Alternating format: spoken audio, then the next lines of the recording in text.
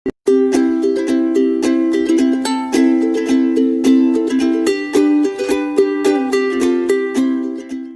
friends, this is Aftab and welcome to yet another video on English language. So in this video we are going to talk about 12th standard new syllabus of English and a new topic which has been introduced in this new syllabus called phrasal verbs. So we have learned different parts of speech in our entire educational life, by the way, since our high school education or since primary education.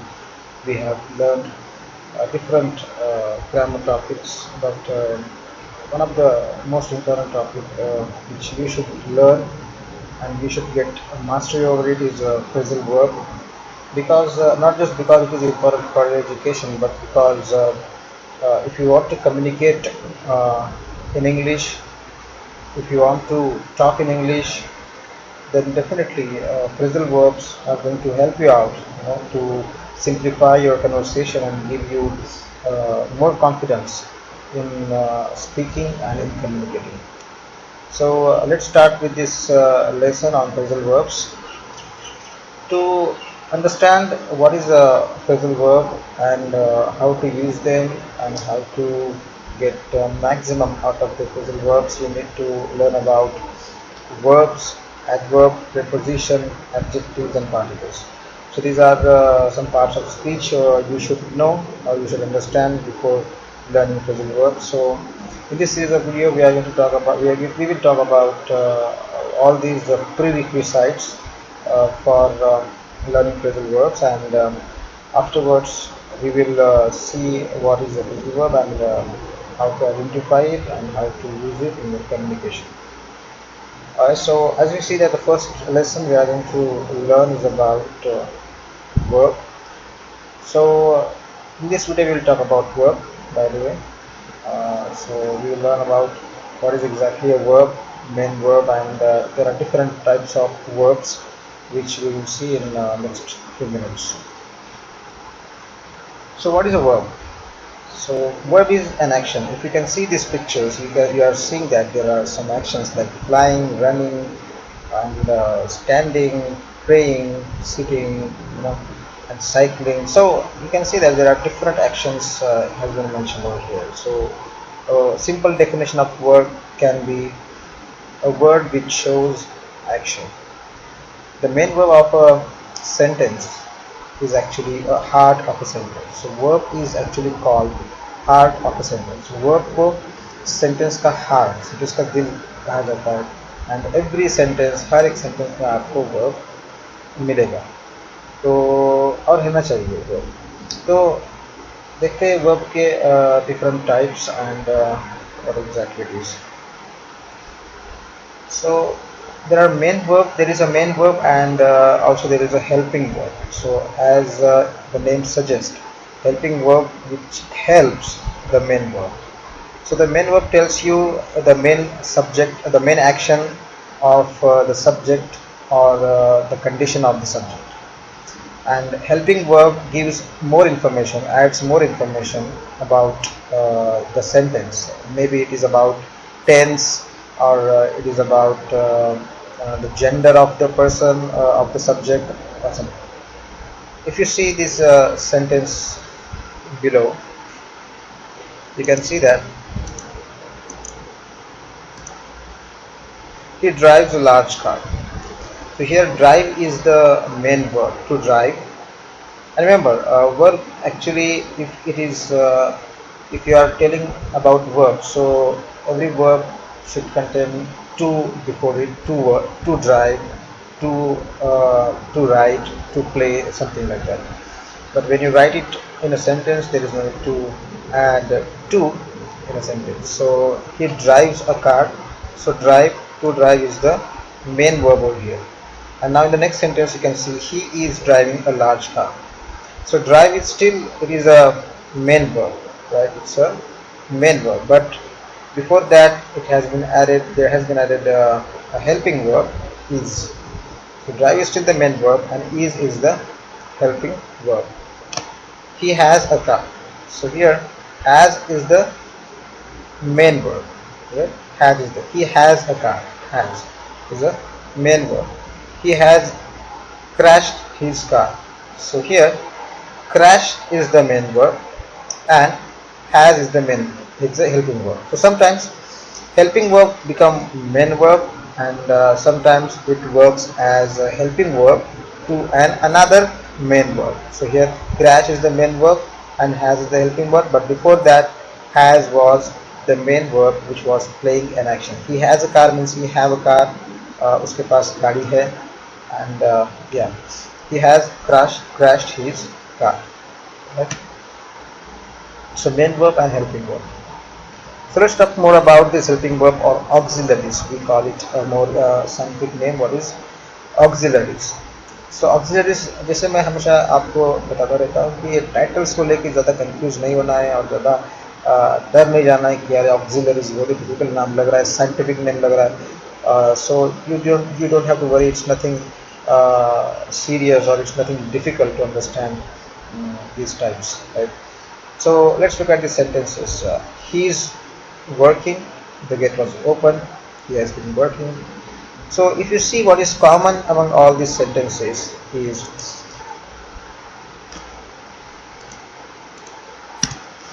the common among all these sentences, all the sentences have a helping verb be. So what is a be in helping verb? Be is actually am, is, are, was, were, and have and do. So he is working, the helping verb. The gate opened. So the gate was open. Here is a helping verb, right? He has been working. So was, has been, right, and have. So these are also helping verbs and also they indicate the specific tense for the sentences. तो tense भी बताते हैं कि कौन से tense में sentence है and also they work as a helping verb to help the main verb from the sentence. He does not work, he eats fish and so do you. So you can see that. So the next thing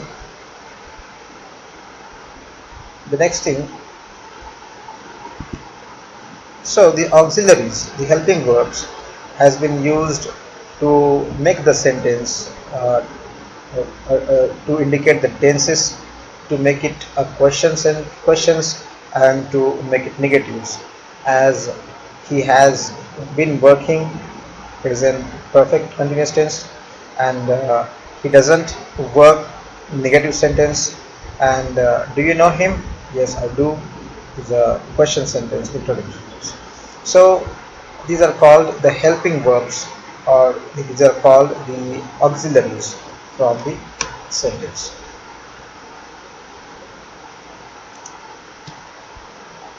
So there are different forms of helping verb and the most important form is to be's form of helping verb. So as we have seen that being, been and am, is, are, was, were, shall be and will be are some of the helping verbs. When you will use these verbs or when you will see these verbs in a sentence, you will understand more how these verbs work. The next is modal verbs.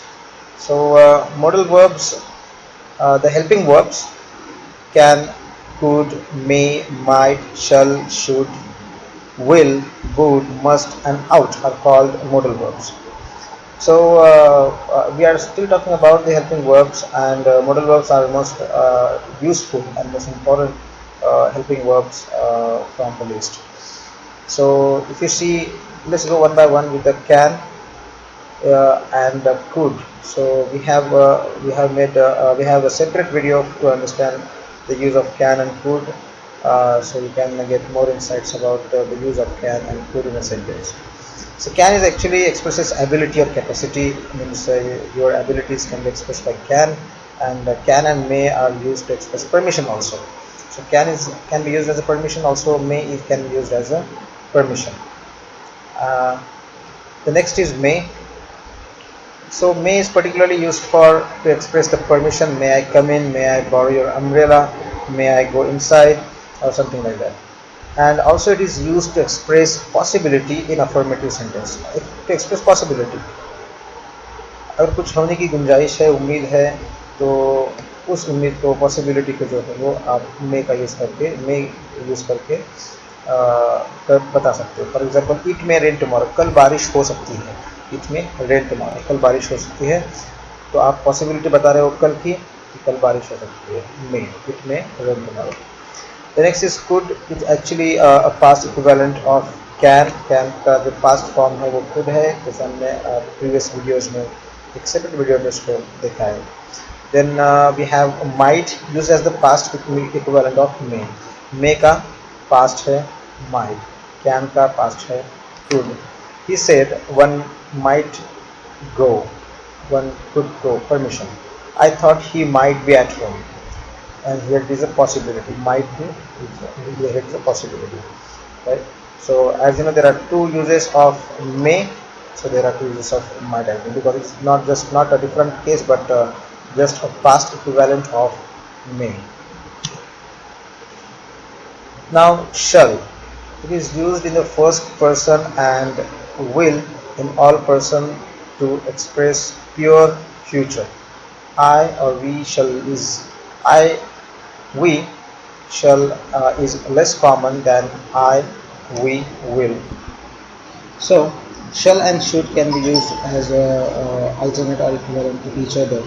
For example, in should is used in the first person and will in all person to express your future.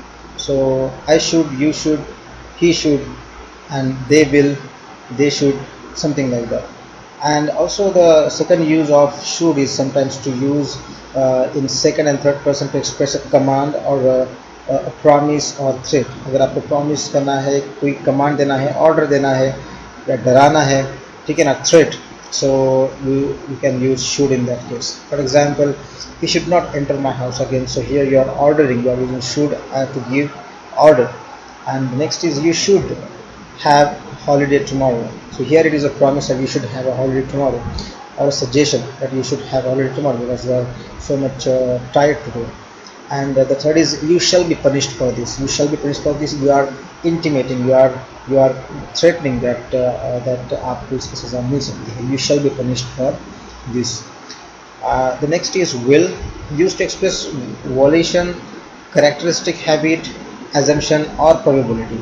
So as we know that will is used for to talk about the future, and to talk about future tense and about future activities, but also it is used in a different way. For example, I will carry your books.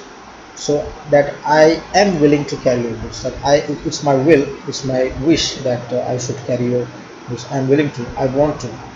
He will talk about nothing but films. He will talk about nothing but films means he usually talk about nothing but films. So you are giving a characteristic, a habit of a person from this by using will. This will be the book you want, I suppose. This will be the book means you are guessing it. You are assuming it that yeah, this will be the book you want, I suppose. कि आपको, मुझे लगता है कि आपको यही book चाहिए थी. Then the next is would. So the same with should. Would is a past equivalent of will, and it is used in all persons to express duty or obligations apart from